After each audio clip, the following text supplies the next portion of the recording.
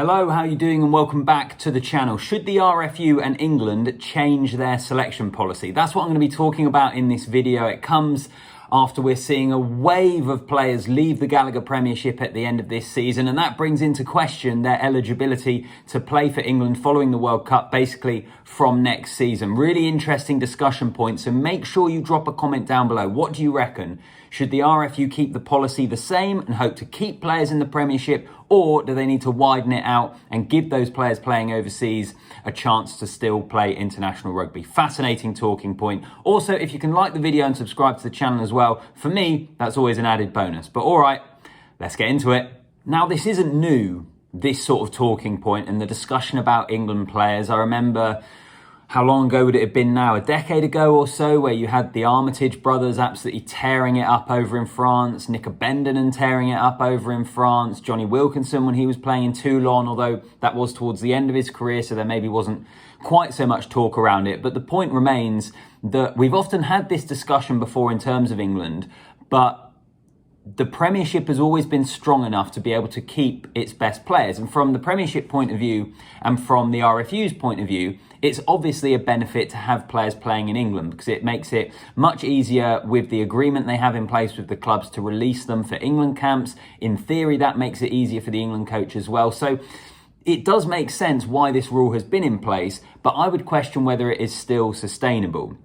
Because as I say, for a long, long time, the finances in the Gallagher Premiership have been strong enough to be able to keep those best players. In that, I mentioned the Armitage brothers, I mentioned Nick Bendenen. There's a few players here and there that would go and play overseas, but on the whole, you were always able to keep the bulk of the England squad playing in England in the Premiership, and therefore you didn't need to change that selection policy because it was kind of doing its job. They could get paid very well playing in the Premiership, and they would also then still be able to play for England and reap the financial benefits that comes with as well. But now, in 2023, I think we're in a very, very different world in English rugby. Quite obviously, really, I don't think this is anything shocking to say. Look at what's happened with Wasps and Worcester this season. Two clubs going into administration, being kicked out of the Premiership.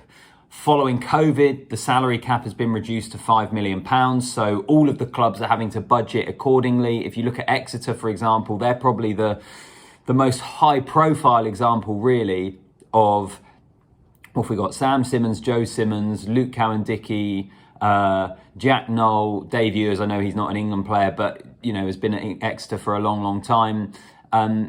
All having to leave the squad, all having to leave the team and go and play overseas because they can earn more money there, because Exeter aren't able to pay them as much as they would be able to get overseas. And we're seeing that elsewhere as well. Jack Willis signed for Toulouse after Wasps went into administration. He's extended his deal there. And there's other guys who are opting to play overseas because they can earn more money. And maybe the draw of playing for England isn't as much. They can still earn more money even if they go overseas and they lose their international career. So it brings into question, what should the RFU do?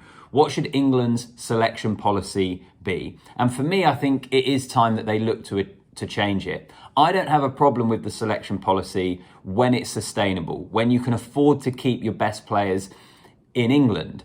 But if we're at a point where the players are having to make a choice of either earning less money and trying to pursue an international career, or having to take the money on offer, take the best deal on offer, but if that's overseas, that means that they're not able to play international rugby, I just don't really think that's fair on the players, is it? I don't think that's fair for the players to have to make that decision, really. Rugby players, all right, for young men in their 20s, mostly earn pretty good money, particularly international players. But it's not the sort of money that we see in football where players can retire and never work again at the end of it. So I think it's fair that they earn as much as they possibly can during their careers. And it's not fair, therefore, if they're losing out on an international career because they have to take a contract overseas. That's just my view on things, really. And I've been pretty consistent on this. It's the same with other international sides. I look at Australia at the moment. I'm amazed Australia haven't changed their selection policy earlier, because for a long, long time, they have not been able to keep the best talent or enough of their talent in the country. I think the international team has suffered as a result of it. And you saw the benefits of South Africa, for example, with Rassie, and when he came in and they changed their selection policy and being allowed to pick more players from overseas. It can make your international team really, really strong because your players are going overseas, they're playing top quality club rugby, but you're still able to pick them for the international team. And you look at it at the moment, and I would argue that I mean, realistically, there's only the All Blacks and Ireland, I would say, are strong enough at this moment in time to have a kind of blanket selection policy. You have to be playing your rugby in Ireland or New Zealand if you want to play for the international sides.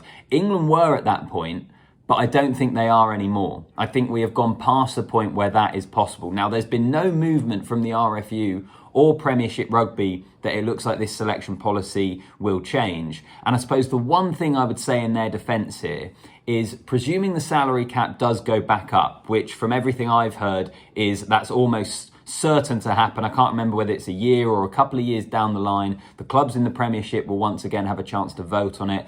And my understanding is there are enough clubs that are going to really want that salary cap to go back up. Bristol, for example, being one of them, because they've owned by Steve Lansdowne, who's a billionaire who can comfortably play a couple more million each year in the salary cap to give himself a better team on the field. There's going to be enough clubs like that who want to vote for the salary cap to increase, so therefore it likely will increase. When that does happen, maybe we'll see less of an exodus from the England players going overseas. So is it a case of short-term pain, but longer-term gaining more from it? That is an argument that the RFU and Premiership Rugby might put forward. Let me know what you think of that in the comments down below.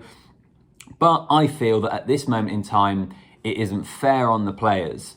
So maybe what I'm saying is actually the best outcome here is maybe a 2, 3, 4 year period, maybe a World Cup cycle, let's say, where players can go abroad and they can still play international rugby. And then it gives you a point to reassess that in the future, and you can maybe retract that if the salary cap in the Premiership has gone back up. That maybe for me would be quite a nice compromise, but I don't necessarily know if we'd get it. The other point I wanted to mention actually on this is I think it's a great thing for players to go and get experience overseas. You look at some players' careers, I think James Haskell's a great example in that he went overseas and he played for Stade Francais. He went and played in New Zealand. He had a great experience there. Freddie Burns is another one who's never had he was capped by England. Got, I think, was it 5 caps or so by England for Freddie Burns? But he got capped by England, but hasn't been a consistent international player. But you still look at his career, he's vastly experienced in the Gallagher Premiership. He went overseas and played in Japan for a little while. He's now been in New Zealand playing. I think it's brilliant for players to get a more well-rounded experience and experience the cultures in different leagues and different coaching and different styles of rugby and that sort of thing. I think ultimately, actually, that could be something that maybe benefits an international team down the line if you have a lot of your players who have experience in different systems and different cultures. So for me, it's maybe a win-win, but I'm not necessarily sure we will get there. But I just think at this moment in time, it's unfair for the RFU to restrict players and keep them in England when they're not going to be getting paid as much, and they don't even know if they're necessarily going to be selected by England in the first place.